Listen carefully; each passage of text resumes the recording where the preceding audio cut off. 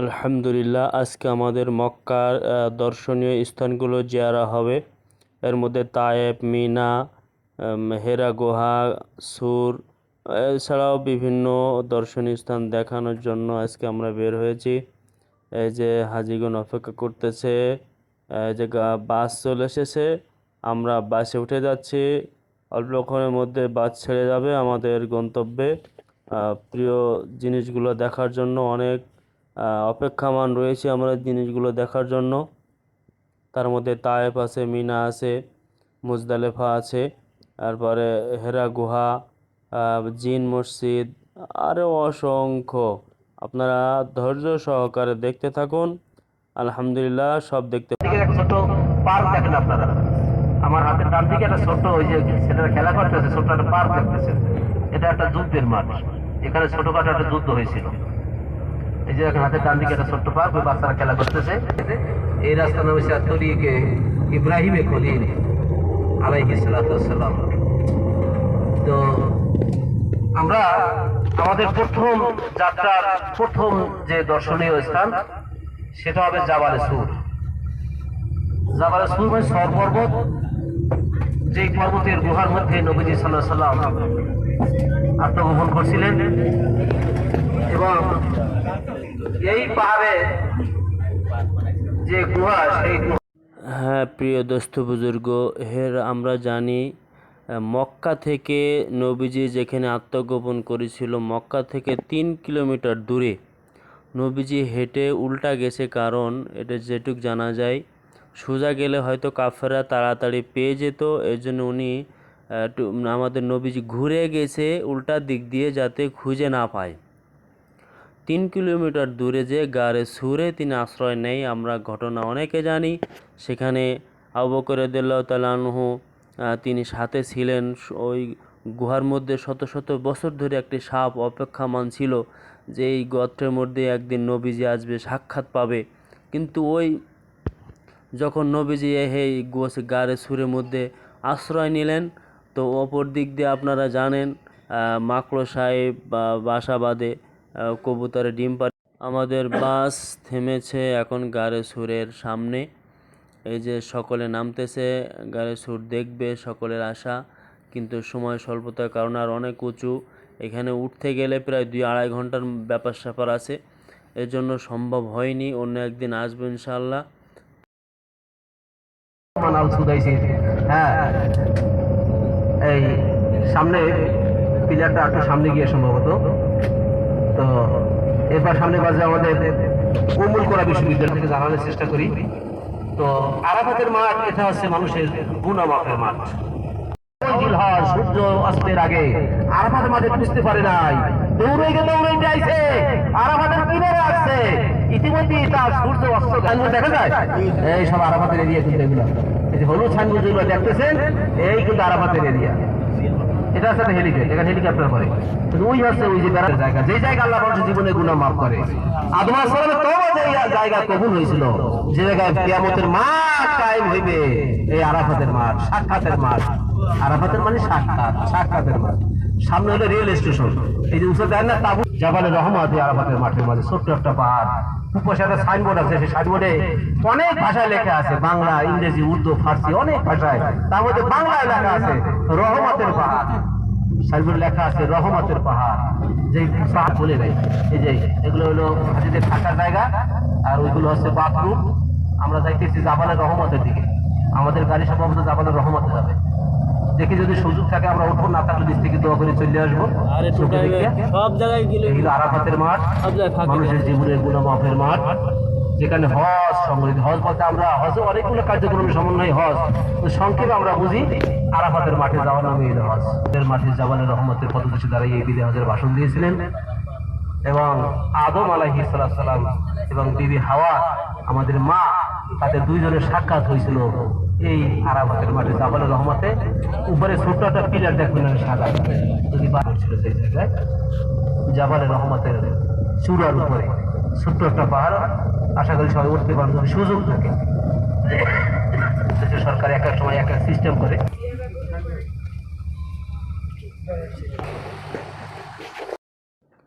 প্রিয় দোস্ত বুজুর্গ, দেখতে পাচ্ছেন আরাফার ময়দানে যে জাবালে রহমত রয়েছে। আমরা এখন সেদিকেই যাচ্ছি।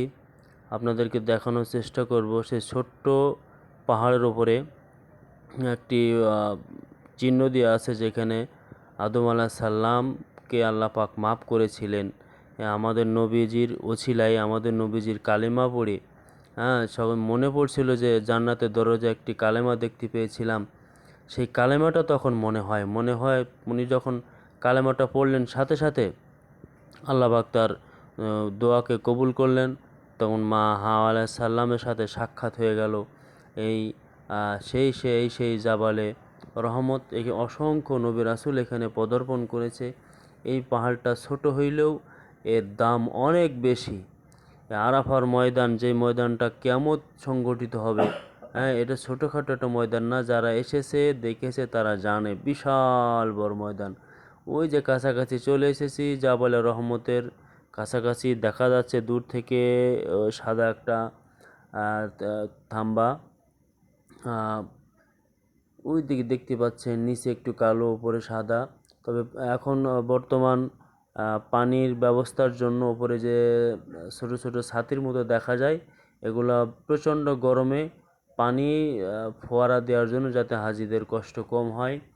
দেখতে পাচ্ছেন আমাদের হাজিগণ জাবালে রহমতের দিকে এগিয়ে যাচ্ছে, কিন্তু একদম কাছে তো যাওয়া যাবে না, দূর থেকে অবলোকন করতে হবে। ওই যে দেখা যাচ্ছে সাদা একটা থাম্বার মতো সাদা পাথর। তো এখানে পাথরগুলোতে ভাঙাচোরা মনে হচ্ছে। এটা যেটুকু জানা যায়, নূহ আলাইহিস সালামের বন্যার সময় এই এত প্রচণ্ড স্রোত ছিল এবং প্রচণ্ড বন্যা হয়েছিল যে একটা পাথর আর একটা পাথরের সাথে লেগে ভেঙে গেছে এবং কিছু পাথর সরেও গেছে। তো দেখার পরে আমাদের হাজিগণ এখন দোয়া করতেছে, অনেক কান্নাকাটি করেছে আল্লাহর কাছে। এখানে হাজিগণ আল্লাহর কাছে মাপ চেয়েছে, এখানে যেহেতু অনেক নবী রাসূলের গুনাহ মাফ করা হয়েছে। এই জন্য এখানে দর্শনীয় স্থানের মধ্যে একটা ইম্পর্টেন্ট একটা জায়গা, জাবালে রহমত। এখানে কয়েক লক্ষ মানুষ একবার নামাজ পড়তে পারে, বছরে একবার নামাজ এছাড়া বন্ধ থাকে। একটা মসজিদ যেখানে বছরে শুধুমাত্র একবার আল্লাহ রাব্বুল আলামিনের দরবারে আমরা আবারও শুকরিয়া আদায় করতেছি। আলহামদুলিল্লাহ। আল্লাহ, তুমি আমার মতো গুনাহগারকে তোমার এই পবিত্র জমিনে, এই দামি জমিনে আমরা হজ করতে পারি না বটে, কিন্তু আমরা নিয়েই তো আমাদের সহি, নাকি বলেন? আরাফাতের মাঠে এসেছি। আল্লাহ আমাদের হজ করার তৌফিক দেন নাই, সকলকে দেন না আল্লাহ তৌফিক। আল্লাহ হয়তো আমাদের মধ্যে অনেকেই হজ করার তৌফিক দেন নাই, কিন্তু আমরা এখানে এসেছি গুনাহ মাফ পাওয়ার জন্য। আল্লাহ যেন আমাদের এই আশা যাওয়া জীবনের সকল গুনাহগুলো মাফ করে দেন। সবাই বলে আমিন। আমরা আরাফাতের নামে একটা পাহাড় আছে, জাবাল কুজা। ওই পাহাড়ের আড়ালে গিয়া তারা রাত্রি যাপন করছিলেন।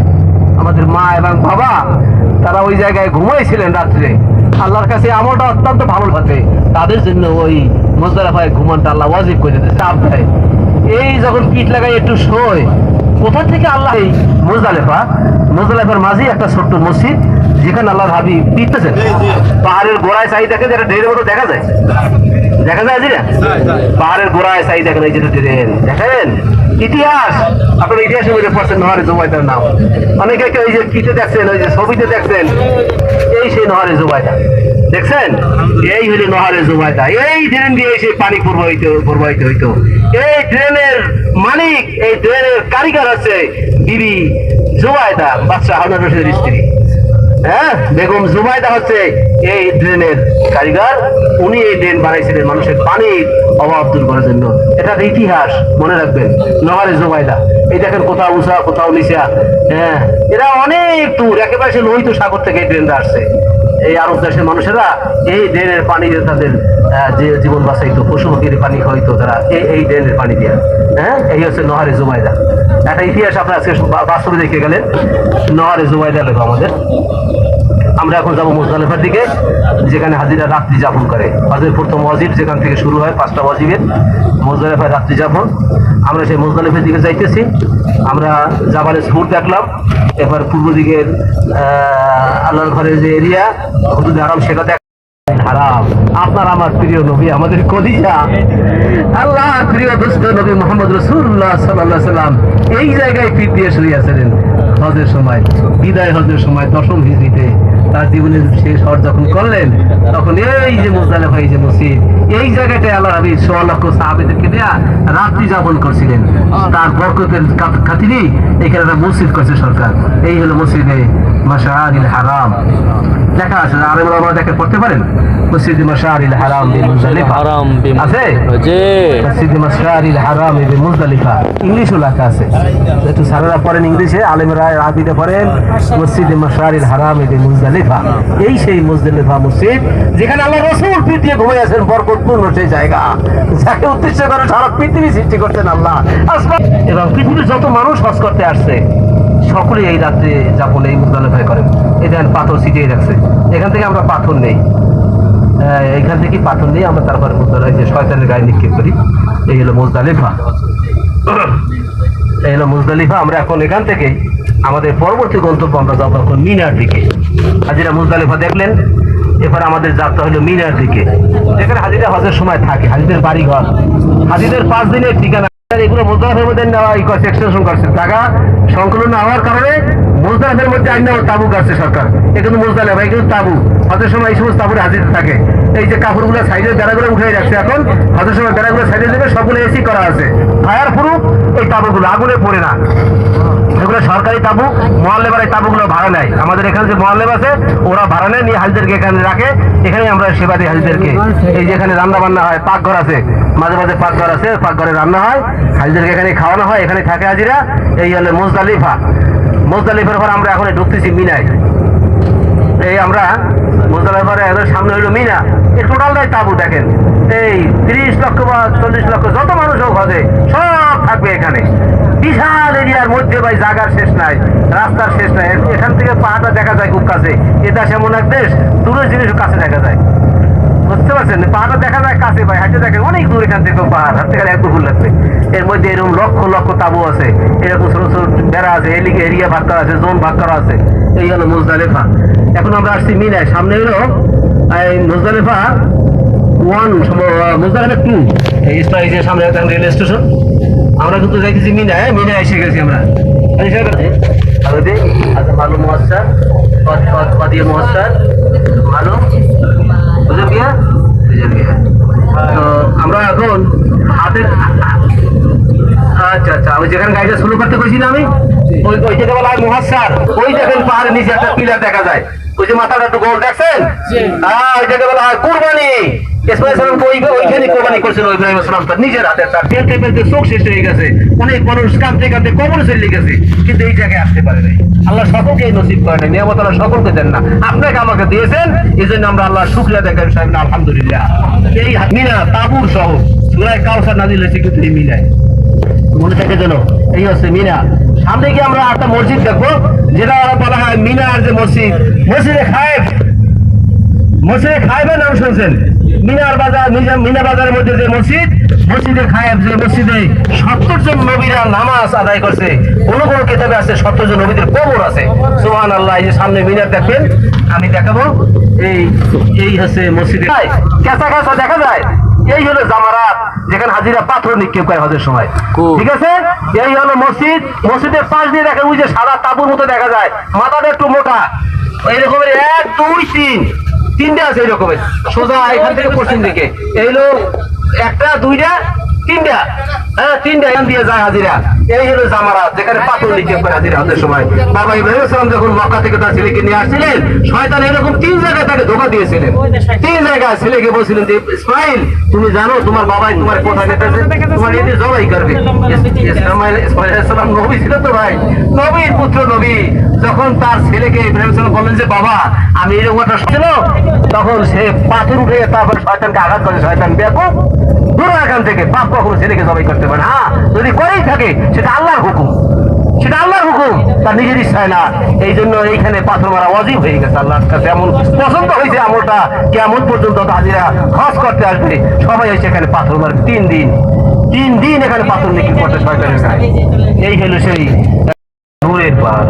আল্লাহ নূর যে পাহাড়ের মধ্যে এসেছিল, ফেরেশতা জিবরাইল যে পাহাড়ে এসেছিলেন, আল্লাহর ফেরেশতা জিবরাইলের আগমন যে পাহাড়ে করছিলেন, কোরআন যে পাহাড়ে প্রথম নাযিল হয়েছিল, আল্লাহ রাসূল যে পাহাড়ে ধ্যান করতেন, যে পাহাড়ে বিশ্ব মানবতার মুক্তির সনদ, পবিত্র পবিত্র কোরআনের কাছে সেই পাহাড়ি সেই পাহাড়কে বলা হয় হ্যাঁ থামাবে জাবালে নূর বলা হয়, নূরের পাহাড় ভাই।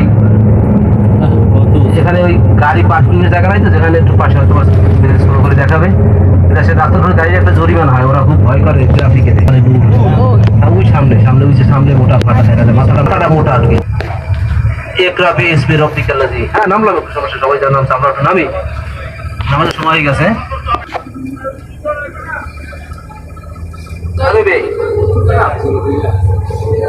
আমরা চলে যাবো কি, এখন থাকবো আমরা দেখছেন রাতের বাম দিকে ওই যে যাবালে নৌ, হ্যাঁ হোটেলে চলো যা, এরকম শর্ত না কিন্তু তাইলে তফ করেন। আর ওই যে 22 জন যে বিল্ডিং হাজির আছেন, আমরা কালকে একটা উমরা করার চেষ্টা করবো ইনশাআল্লাহ। দেখেন সব পাহাড়ের রংগুলো কালা, এই পাহাড়ের রং কিন্তু একটু লাল, এই দেখেন সাদা সাদা দেখা যায়, একটু লাল সাদা দেখা যায়।